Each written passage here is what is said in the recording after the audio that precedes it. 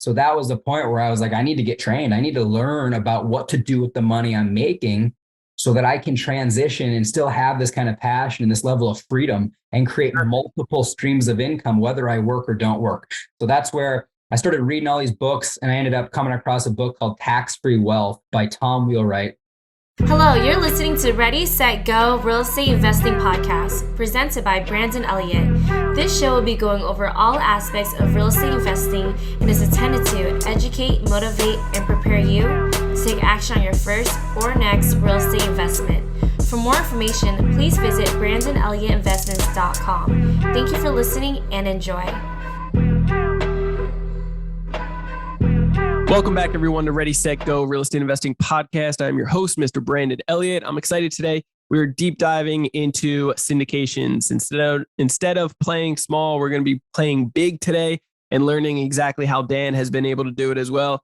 From Minnesota, started off on his very first real estate property, having a 9-unit, then a duplex, and then jumping right back into a 24-unit. And since then, it's really been 150 units plus, right? Had a snowboarding career originally, and then now he is part founder of Granite Towers company, and just super excited to be able to hear more about the mindset. And, this guy doesn't play small by any means, which is pretty exciting. So without further ado, Dan, what is happening, my man? How are you? Hey, I'm doing great. Thanks for having me on today. Excited to be here. Yeah, man. So talk to us. Anybody that doesn't know more about your story, who you are, what you're up to, do you mind just diving in a little bit? Yeah, you bet. I'm an average kid from a small town in central Minnesota. And like many of your listeners, I had big dreams as a kid, and I got super excited about these dreams and decided to go tell everybody about what I was going to do and who I was going to be. So I went and told friends and teachers and my parents how I was going to be this big name professional snowboarder.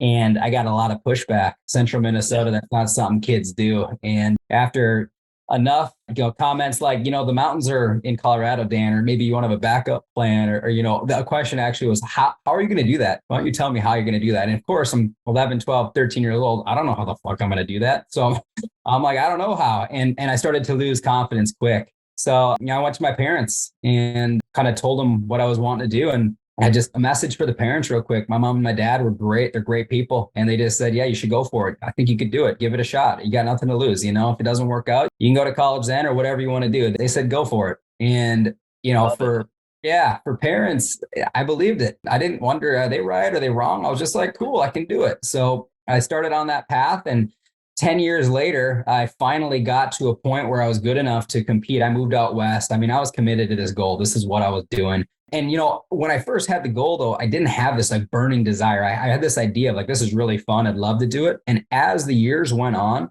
my desire and my goal for that, it just increased until you have this desire where you're like, I'm going to make it at all costs. I'm never going to back down. I'm in all the way. Yeah. And if you get that feeling, if you can relate to that feeling, I can almost guarantee over enough time, you will get that goal. And that's kind of how it went. And like I said, I turned 21 and I was broke. I didn't have any money. My parents didn't give me any money. I worked night jobs. I'm literally living paycheck to paycheck, snowboarding every day in the daytime, and then working at night as a bus boy or in the restaurant at TGI Fridays and Red Lobster. And finally, there's a contest in Aspen, Colorado. And my really good friend says, hey, Dan, you're good. I'm going to take you to this contest. I'm like, good, because I'm broke. He drives me there overnight, enters me into the contest, pays for the fee, pays for the hotel room, and it's 230 people. It's an open, any open, anyone can go and enter. You just show up. If you think you're good enough and you want to try to compete, you show up, you pay your little fee, and you get to do 2 runs. Yeah. And I ended up making qualifiers. You got to finish top 15 to make finals. And out of the 250, I made top 15. I think I finished 10th, and I was really bummed. I thought I was going to be top 5. And that night I went home and I visualized and thought of these tricks I needed to land. And something clicked with a couple tricks in my mind, and went back the next day, and I ended up winning the contest. Wow.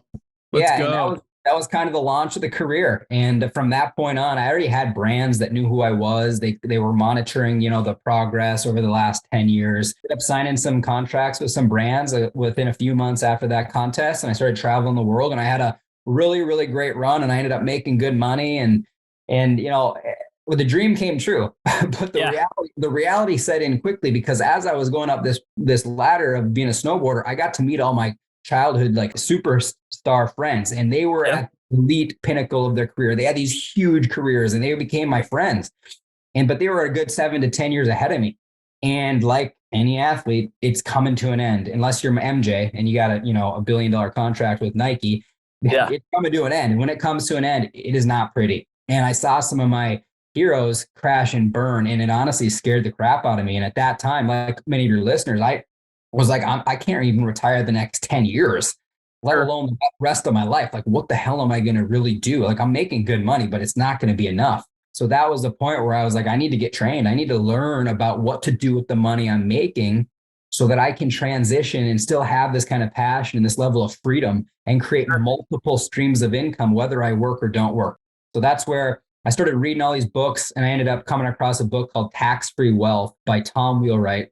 It's from the Rich Dad Company, like you got Robert Kiyosaki, right? And, hired his company out of Arizona called Provision. And these guys were like, hey, you're in a good position. Start buying multifamily, start buying real estate. You're making good money. Let's put it to work where you can start to create passive income. And that was it. I bought a duplex. I bought a 9-plex. The first deal was a 9-unit deal here in Chehalis, Washington. Let's go. $365,000. And then about 2 months later, I bought a duplex for like $150,000 here in Longview, Washington. Those were my first 2 properties. And I started to see passive income, money flowing in after you paid all the expenses and the debt. There's money at the end of the month. And I'm like, wow, I got two other streams of income here, just putting my money at work.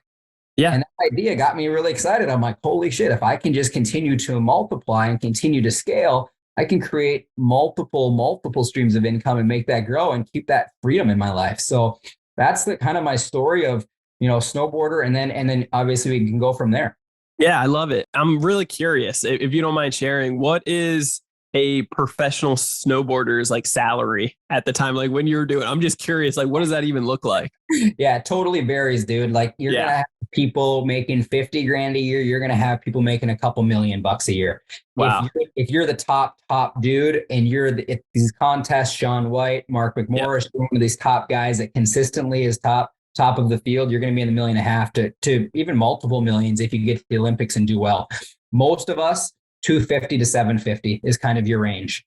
Okay, cool. Yeah. Yep. So and this is back in 2009 to 2015. And obviously things have changed a lot since then. But at that time, coming from small town Minnesota, making $5,000-$6,000 a year, working these crappy jobs to making $500,000, it was a totally different world. Oh yeah, dude. That's a huge win. Okay. So you started jumping into real estate, all thanks to that company, really just starting to change the mindset and everything. How old were you when you got that first deal? And was it a good deal? What does that look like? Well, I got lucky. Part of it was timing. You could have pretty much bought anything in 2013. It was right after a huge recession. Prices all pulled back from 2008, 9, 10, 11, 12, right? And it was just coming back. So my timing was lucky. It ended up being a great return. I don't remember exactly what the multiple was, but it was a great return. Both of those deals were great returns. I wouldn't buy them anymore. They don't fit our criteria, but at the time it was perfect. Yeah. So was there more to that question? I'm trying to remember. Yeah. How old were you when you first bought that? So that was 2012. So we're talking 11 years ago. So I was 27 years old. Okay. 27. Okay, cool. So that was your first deal, 27 years old, jumped in for 9 units, and you sold that property since then? Yeah, we did. I sold that property probably 2-3 years later. Again, I can't remember what I bought it for and what I sold it for, but I do remember selling it and thinking, holy smokes, that was easy money. That was easy, breezy. Yeah. Okay. And then, so you jumped into a duplex after that. Was that your only residential, like retail type of buy? Yeah. And that was just because, so I was looking at how much cash I had that year to invest in a 9-unit. And then I was like, well, I can only invest this, size of a property. So that was a duplex. And I think I put in like 45 was what I had left after buying the 9-unit deal. And that's why I ended up buying. I went from bigger to smaller, but that was why, because of how much cash I had left.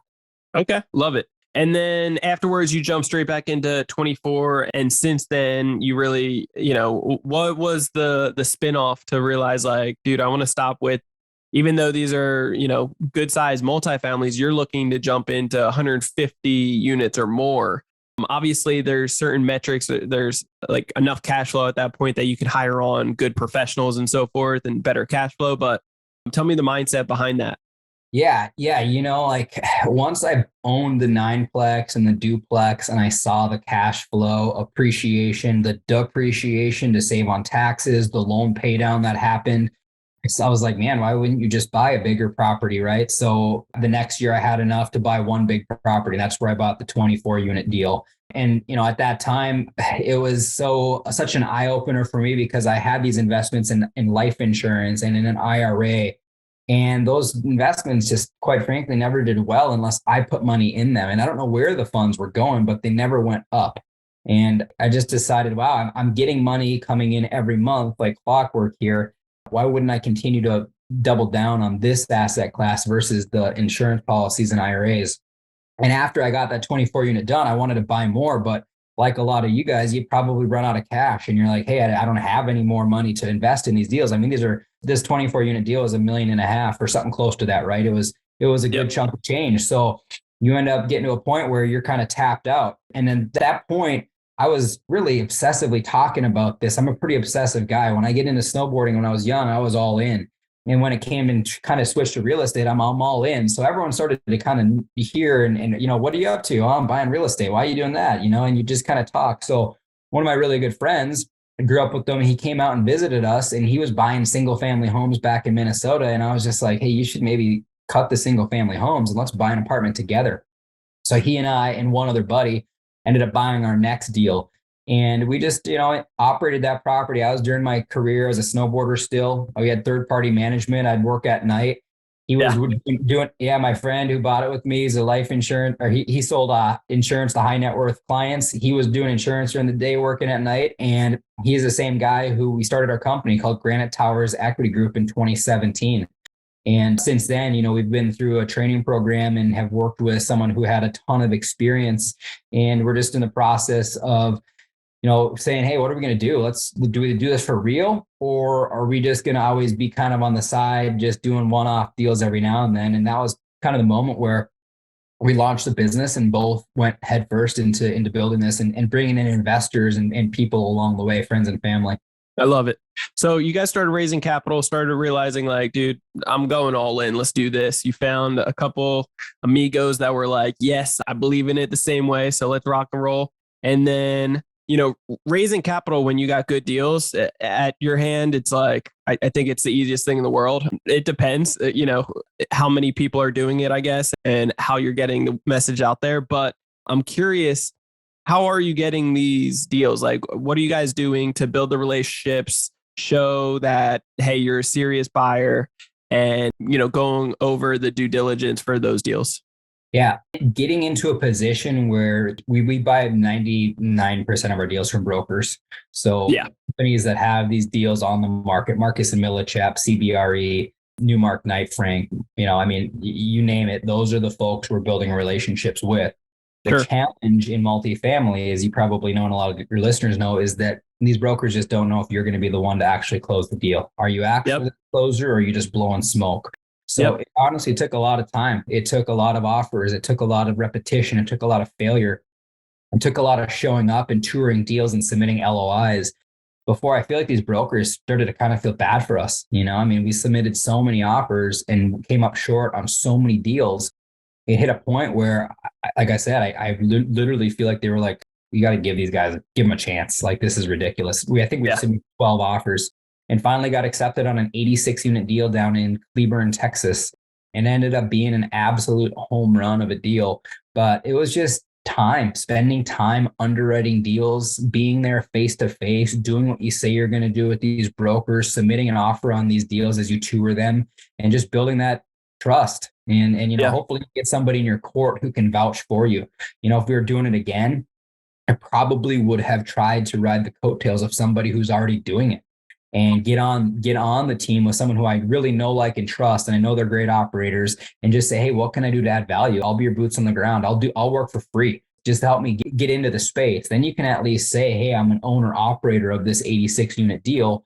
I helped close this deal. Now, when you go make your offer on your next deal, you've got a little bit of a track record, a little bit of a reputation. Yeah. So utilizing the relationships built with brokers is crucial and tremendous. When it comes down to identifying the location and so forth, did you guys have location, certain criteria that it was yay or nay, certain, years and so forth of the building? Yeah, in the beginning, it was a little looser. Right now, our criteria is a little bit more strict, especially after COVID. We've definitely Yeah. seen a market shift. Owning multifamily pre-COVID and after COVID, it's more challenging now. Yep. Pre-COVID was actually really pretty darn easy. But for us, we like to be in a working class demographic. We're in landlord friendly, business friendly states.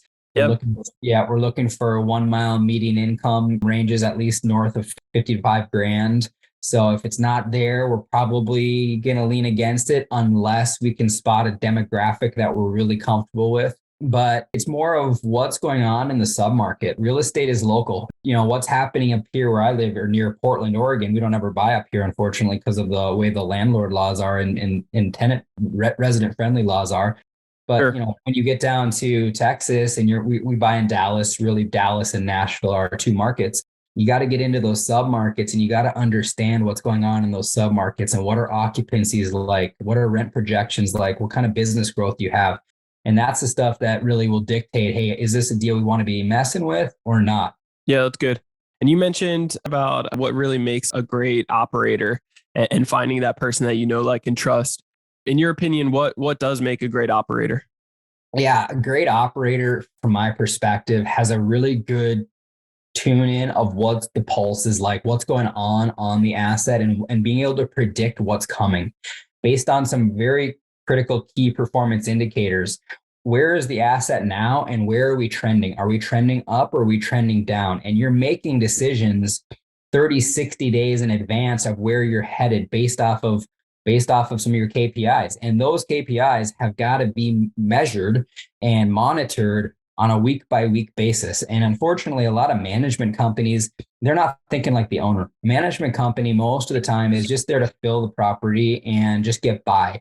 When we're coming in as the owners, we build a business plan that's pretty extensive on how we're going to upgrade the property. Like, what money are we going to put in this deal? And what will that money do for our rent? What will that money do for our other income? And how do we implement it and at what pace? What are the competitors doing in their properties compared to what we're buying? And how much capital do we need to be the best in that submarket? So there's a lot of the day-to-day operations that you needed to be as an asset manager, which the ownership group should have an asset manager that oversees the day-to-day operations with the property management company. And that takes somebody who understands multifamily at a very deep level and can understand these KPIs and has a really good ability to work with other people. Because in this business, you're working hand in hand with these management companies. If they don't like you and you're annoying to them, they will turn on you. And if the synergy's lost, these businesses, you're in a business. So if you're looking to be a passive investor, the nice part about being a passive investor is you don't need to do any of this stuff. You need to connect with people who are willing to do it and who have the education, knowledge, experience that you trust. And so for the people who are passive, I look for people, get to know people, take your time. That would be another lesson if I could give anybody is take your time on jumping into deals. But that's a great asset manager they can predict the future and they make the calls 60 days in advance to make sure that when you get to that next 60 days, you're in a good spot. Talking about the KPIs, what other KPIs can people kind of expect before they actually buy the property? Is there certain things that you guys are looking for as far as the market, certain due diligence that you're doing before closing on it? Yeah, I mean, some of the stuff we're looking at in regards to the market is, number one, is you're looking for high level, are you in a landlord friendly state? Are you in a business friendly state?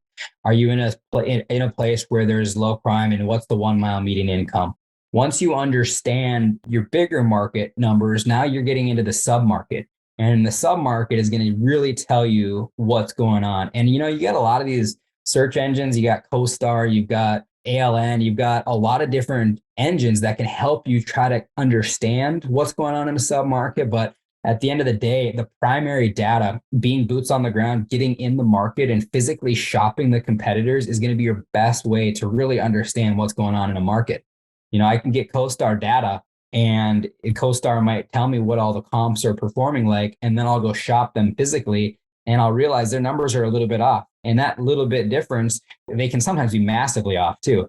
And that discrepancy, you got to understand. And I think that's what in the market we're in right now, if you want to be great, you want to make sure you got a great deal. The only way you know if it's a great deal is if you can see how you compare against your competitors.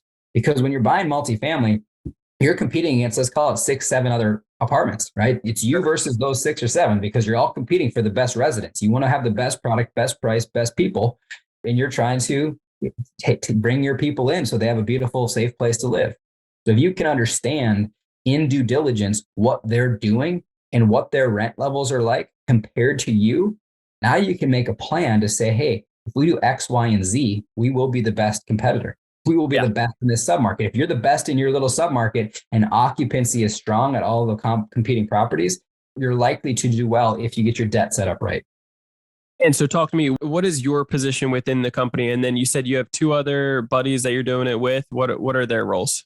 Yeah, so it's just Mike and I, we're the founders of Granite Towers Equity Group. We started it together in 2017. Yeah, I'm in charge of investor relations, acquisitions, asset management. Mike and I, we oversee both of these all of these categories together. I would say he's more on the underwriting side. I'm more on the asset management side. But when we're looking at buying deals, we're looking at them together with our team. Our team actually does the majority of the underwriting. When it comes to us, we look at it together. And we sometimes look at it with multiple general partners because you're making a dang huge decision when you're looking at yes or no on buying a property. And as soon as you submit an LOI in that deal, your reputation's on the line and you're going to be known in this business as someone who closes. You better know when you put that LOI in that you're certain of what you're buying.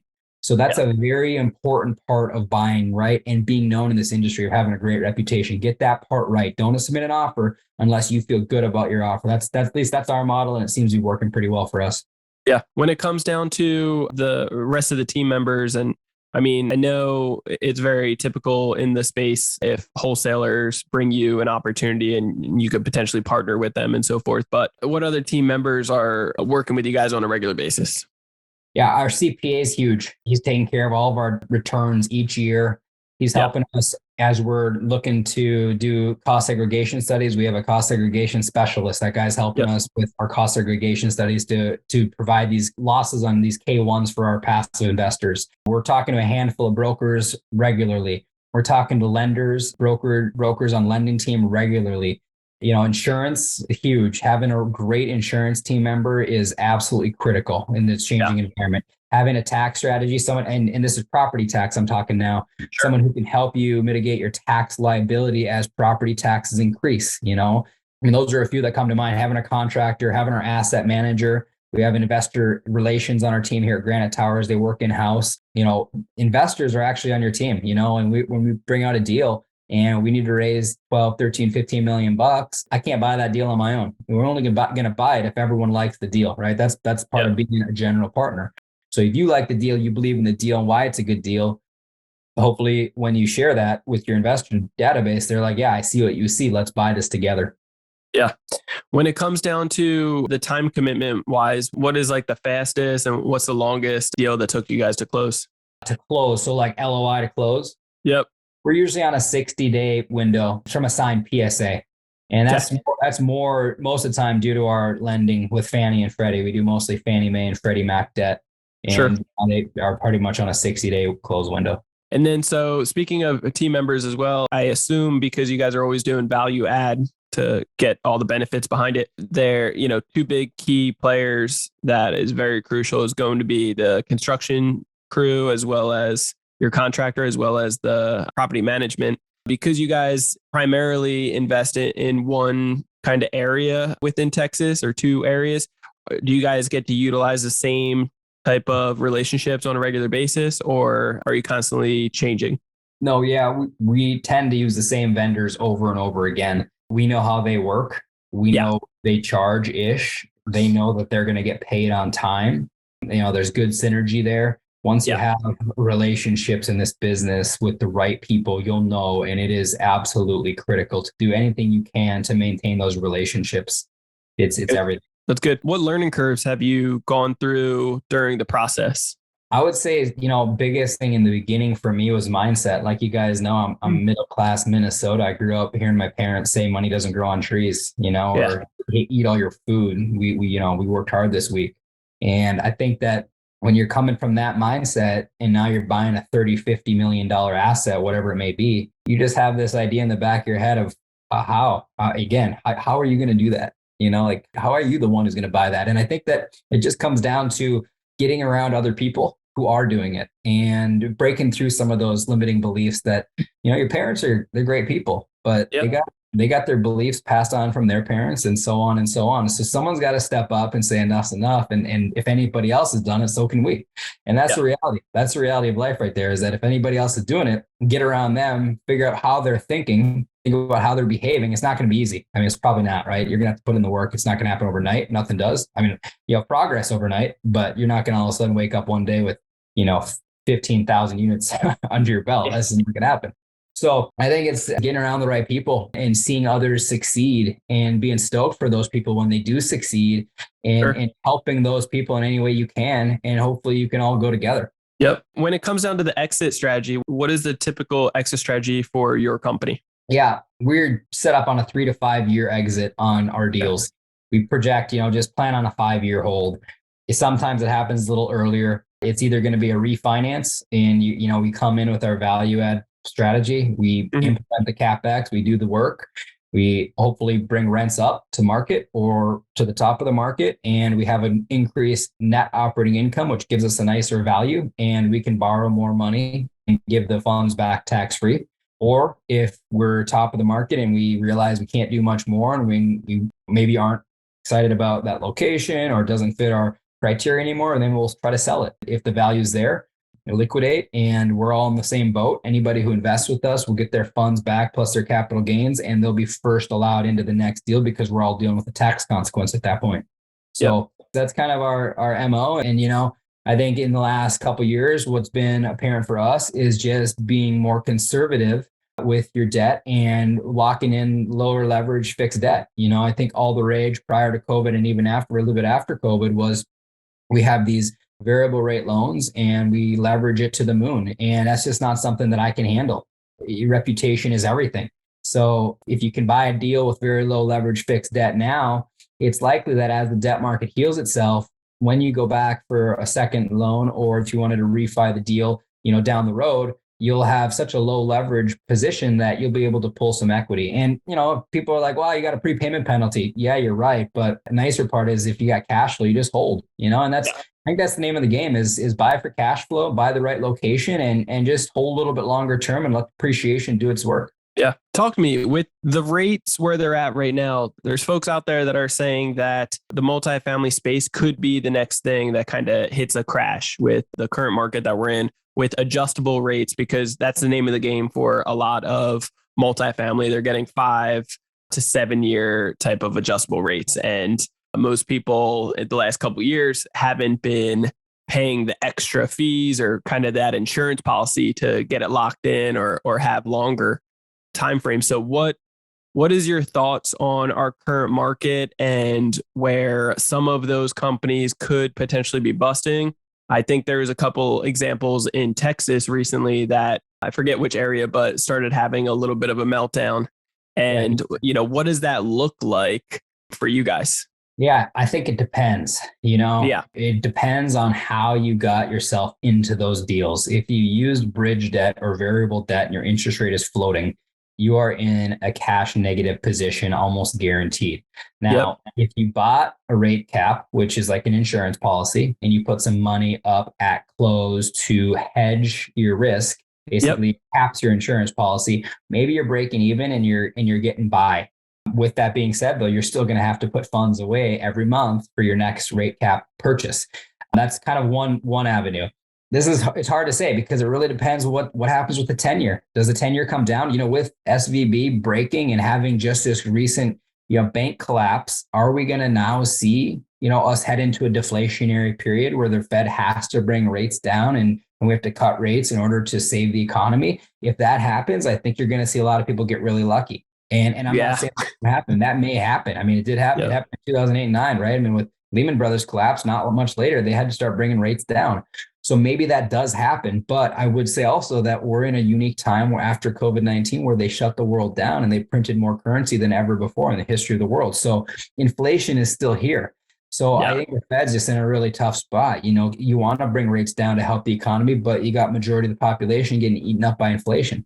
So I can't say this is the right way to go for other folks. I think this is where investors in our position need to come clear on what you're okay with and how you're going to run your business and how you're going to buy and setting your criteria, and cut the rest of the shit out for lack of better words. Like there's a lot of opinions of how this plays out. From my perspective and where we're at, we just feel more comfortable. Let's just project a little more conservative returns. Let's bring in lower leverage debt. Let's fix it. And let's just, if inflation rips, all good. If deflation hits, all good. I'd rather be in that position than, hey, we got lucky, let's cash out and take a big win, versus, oh, dang, we didn't get lucky. We just lost all investors' equity, which is exactly what just happened in Houston. I think the people you're talking about, over-leveraged, poor asset management, poor property management, variable debt, not enough cash. They lost the deals. Yeah, it's a total storm. And I imagine, I'm not that company, but I imagine that they were trying to stay very competitive while raising money from the investors with other deals out there, because everybody is like, hey, we're getting 20%, and above. So they didn't want to get the average, 12 to 14 or something. They wanted to stay very competitive, and it bites you in the ass in some cases, not getting the insurance policy, not, putting these other little things in place. Now, for an individual that the grantor, the person that's actually signing for all that stuff, does that individual just totally get wiped out? I don't know for sure how that works, because some of these loans are non-recourse loans. So there's a chance, his reputation is burned, right? Yeah. I would assume, but I don't know what kind of ramifications happen to him. And I hope I'm never in that situation where I have to find out. That's something that I hear you. Not to be.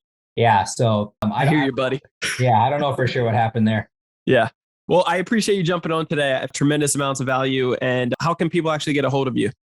Yeah, we just go to granitetowersequitygroup.com, granitetowersequitygroup.com, and there's a contact us form, and just push contact us. Reach out anytime. If you guys want to talk anything multifamily, I'm always happy to hop on a call, 15, 20, 30 minutes, see if what we do is a good fit for you. I would say just take your time getting to know the right general partners. There's no rush. If there's one thing I could do, as I got into this space, I invested passively with several folks, and timing was still luckily good, but I would not invest with those people anymore. So until you get that feeling of, hey, this is the right fit for me, just take your time. Sit on your cash. If you got cash right now, over the next 6, 12, 24 months, you're probably in a pretty darn good spot, because it's likely that cash will do you well as we see this pullback continue to happen. Yeah, that's good. It's good words of advice. Guys, reach out to Dan by all means. I think he's a tremendous amount of value and can potentially help you in many different ways. So connect and get to learn more. Just like you said, take your time. But yeah, I'm really excited for the next 6, 12 months and longer as well. I think there's going to be tremendous opportunity for all of us. So if you guys want to get a hold of me, you can always do so. It's Instagram, Brandon Elliott Investments, otherwise facebook.com/Brandon Elliott Investor. And then if you haven't already, hit that subscribe button to Ready, Set, Go Real Estate Investing Podcast. Leave that 5-star review. After you hit the notification, you get the newest episode every single week on a Monday. Dan, did you have something else? Yeah, I was going to say also, we'll throw in a free book for your investors if they want to learn more passive investing. It's called The 4 Steps to Successful Passive Investing. Just things to watch out for and learn more about. Love it. Yeah, appreciate it, man. Yeah, we'll put that in the show notes for you guys as well. And if you haven't already and interested as a business owner, real estate investor, we help business owners get up to $500,000 every 6 months at 0% interest. And we teach you how to do so, buying real estate with credit, being able to travel hack, being able to focus on business credit, personal credit, fixing credit, and getting a big stack like this every 6 months at 0% interest. Let us know if you need more guidance and education on that. We are an open book with it. Check out creditcounselelite.com. That's www.creditcounselelite.com. And you can sit down and have a free conversation with us and chat more about it. So till next time, guys, we will see you on the next episode. Stay blessed. This has been another episode of Ready, Set, Go Real Estate Investing Podcast, brought to you by Brandon Elliott. For more information, please visit BrandonElliottInvestments.com. Also, please don't forget to like, share, and leave a comment below. Thanks again for joining. Until next time, God bless.